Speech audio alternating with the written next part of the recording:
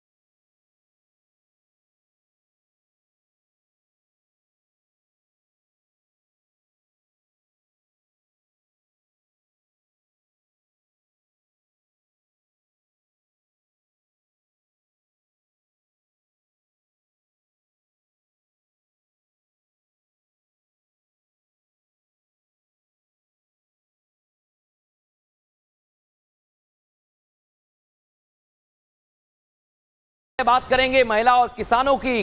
दो केस हमारे सामने आ गए। पहला केस महिलाओं के लिए। 12 साल पहले महिलाओं के लिए अलग टैक्स की सुविधा थी। आप लोग जानते होंगे महिलाओं को पुरुषों के मुकाबले कम टैक्स देना होता था। कांग्रेस ने 2012-13 में इस प्रणाली को खत्म कर दिया था और मोदी सरकार महिलाओं के लिए अलग टैक्स स्लैब ला सकती है, यह खबर है। नई कर व्यवस्था में 7 लाख तक कोई टैक्स नहीं देना होगा। अब सरकार इसे 8 लाख रुपए तक कर सकती है और ग्रामीण महिलाओं को बैंकिंग सुविधा से भी जोड़ा जा सकता है। इतना ही नहीं दर्शकों, महिलाओं के लिए स्वरोजगार के लिए विशेष ऐलान भी हो सकते हैं। और कामकाजी महिलाएं सुन लें, पेड हॉलीडे बढ़ने की भी उम्मीद है आपके लिए।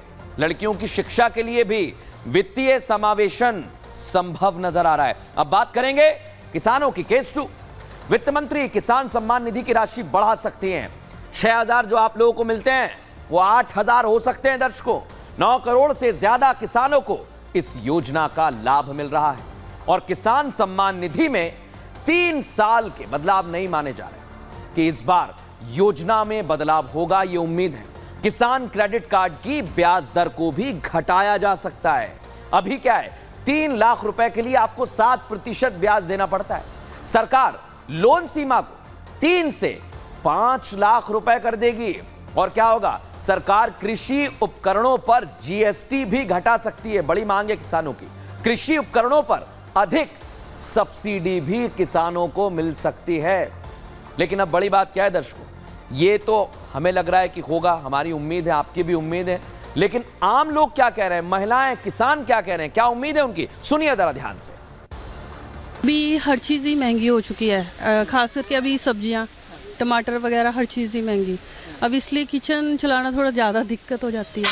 हाँ जी, राहत ये चाहेंगे कि जैसे किचन के जो भी वो हैं तो उसमें थोड़ा बहुत तो कम करना ही चाहिए, क्योंकि टमाटर देखो आप कितने महंगे हो गए हैं ना। टमाटर लगा लो, ये सब्जी लगा लो, बीन कहाँ 50-60 थी, अब 80 होगी। तो आपको पता ही है कि महिलाओं को तो कैसे में चलाना होगा, है ना। 1000 रुपया लेके जाऊँ मार्केट तो और कुछ नहीं आता, सब चीज़ महंगी है, कुछ भी नहीं आता। वो देखना चाहिए सरकार ले। ये राहत मिलनी चाहिए कि सिलेंडर, जो गैस सिलेंडर है उसका प्राइस कम होना चाहिए। तो सुन लिया आपने दर्शकों, लेकिन अब मैं आपको बताने वाला हूं कि हो क्या रहा है। क्योंकि हमेशा बीजेपी की सरकार बहुमत में रही, लेकिन लोकसभा चुनाव में जीतकर देश में एनडीए की सरकार बनी और इस चुनाव में बीजेपी को पिछले 2 चुनावों की तरह मन मुताबिक नतीजे नहीं मिले, लेकिन सहयोगी दलों की मदद से सरकार बन गई है। अब बजट को लेकर जहां एक और देश में तमाम वर्गों की निगाहें सरकार की तरफ है, आपकी भी है, वहीं विपक्ष के साथ साथ बीजेपी के घटक दल टकटकी लगाए बैठे हुए हैं और मोदी सरकार की तरफ देख रहे हैं। क्यों देख रहे हैं? माना यह जा रहा है कि टीडीपी की तरफ से आंध्र प्रदेश के लिए आर्थिक पैकेज की मांग की जा सकती है। बड़ा पैकेज मिल जाए, कोई बजट से कुछ निकल जाए। जेडीयू क्या उम्मीद लगाए बैठी है, सुन लीजिए। बिहार को विशेष राज्य का दर्जा मिल सकता है। कांग्रेस ने तो दावा कर दिया है कि ऑल पार्टी मीटिंग में बीजेडी ने भी ओडिशा के लिए विशेष राज्य का दर्जा देने की मांग की। बीजेडी ये दबाव इसलिए बना रही है क्योंकि उच्च सदन में बीजेपी का संख्या बल घट रहा है, यानी राज्यसभा में, और मॉनसून सत्र में कई बिल पास होने, महत्वपूर्ण बिल हैं। ऐसे में सरकार को बीजेडी की जरूरत पड़ सकती है। तो बजट से पार्टियों को भी उम्मीद है दर्शकों, पार्टियों को भी उम्मीद है। किरण रिजिजू केंद्रीय मंत्री क्या कह रहे हैं, संसदीय कार्य मंत्री हैं, सुनिए जरा। इस बजट सेशन से पहले एक पारंपरिक हमारा बहुत उपयोगी चर्चा हुई। हमने डिटेल में सारा पॉलिटिकल पार्टी के फ्लोर लीडर से उनका मत को लिया, सुझाव को लिया, हमने नोट किया और आग्रह भी किया कि हम मिलके बजट सेशन को अच्छी तरह से हम चलाएंगे। आपके लिए हमने बजट पर फुल एक्स्ट्रा रिपोर्ट तैयार की है, कहीं मत जाइएगा, क्योंकि आपको दिखा रहा हूं सबसे पहले केस हिस्ट्री क्या कहती है। केस हिस्ट्री आपको दिखाते हैं बजट को लेकर क्या मिला। वित्त मंत्री ने 1 फरवरी को अंतरिम बजट पेश किया था। आपसे क्या वादा किया था बता रहा हूं आपको, भूल गए होंगे आप, क्योंकि 2024-25 के लिए खर्च का लक्ष्य रखा गया था 47 लाख करोड़ से ज्यादा। 2023-24 में पेश किए गए बजट में अनुमान से 6% अधिक था ये, और इस खर्च में 30% हिस्सा ब्याज के भुगतान का था। दर्शकों, सरकार ने जो कमाया उसका 40% ब्याज भरने में जाना था। सरकार की कमाई में 12% बढ़कर 30 लाख करोड़ जताई गई। उम्मीद थी, और प्रधानमंत्री आवास योजना ग्रामीण के तहत बड़े ऐलान भी किए गए थे। दर्शकों, भूलिए मत आप, अतिरिक्त 2 करोड़ नए घर बनाए जाने का ऐलान किया था। साथ ही साथ मिडिल क्लास को घर बनाने में मदद के लिए भी नई योजना का ऐलान किया गया था। सर्वाइकल कैंसर के वैक्सीनेशन के लिए यू-विन प्लेटफॉर्म पेश किया गया। आशा और आंगनबाड़ी वर्कर्स के लिए आयुष्मान भारत में शामिल करने की बात थी। सरकार ने 1 करोड़ घरों की छत पर सोलर पैनल लगाने का भी लक्ष्य रखा था। दर्शकों, और 2030 तक 100 मीट्रिक टन कोल गैस बनाने का भी लक्ष्य सरकार ने रखा है। इस दिशा में काम किया जा रहा है। दर्शकों, लेकिन अब बड़ी बात क्या है, टेस्ट रिपोर्ट भी आपके लिए तैयार है। बजट की टेस्ट रिपोर्ट क्या कहती है, आइए जरा आपको दिखा देते हैं। टेस्ट रिपोर्ट बहुत कुछ कहती है, बहुत कुछ बताती है। दिखाइए जरा। 18वीं लोकसभा के सत्र में विपक्ष ने जमकर हंगामा किया है। दर्शकों, मॉनसून सत्र में भी क्या हो सकता है, हंगामे की उम्मीद जताई जा रही है। कांग्रेस डिप्टी स्पीकर का पद हासिल करने पर अड़ी हुई है कि सियासी घटनाक्रम चलते रहेंगे, लेकिन विपक्ष बेरोजगारी, किसान और मणिपुर का मुद्दा बनाएगा। इतना ही नहीं, रेल हादसा, नीट और आतंकवाद पर भी हंगामा संभव है। संसद में पेश होने वाले बिलों पर विपक्ष अड़ंगा भी लगा सकता है, इसलिए नंबर्स का गेम बड़ा कठिन है। सरकार की तरफ से विपक्ष से अपील भी की गई है। क्या कहा गया, संसद को सुचारू रूप से चलने दिया जाए ताकि आप लोगों के काम हो सके। सरकार ने जरूरी मुद्दों पर चर्चा का भरोसा भी विपक्षी पार्टियों को दे दिया है, लेकिन उम्मीद की जा रही है हंगामे की। लेकिन हमारी फाइनल रिपोर्ट क्या कहती है, आइए जरा आपको दिखाते हैं। फाइनल रिपोर्ट आपके लिए हाजिर है। बजट में हर तबके को खुश करने की कोशिश होगी। दर्शकों, आपके लिए भी कुछ अच्छा हो सकता है।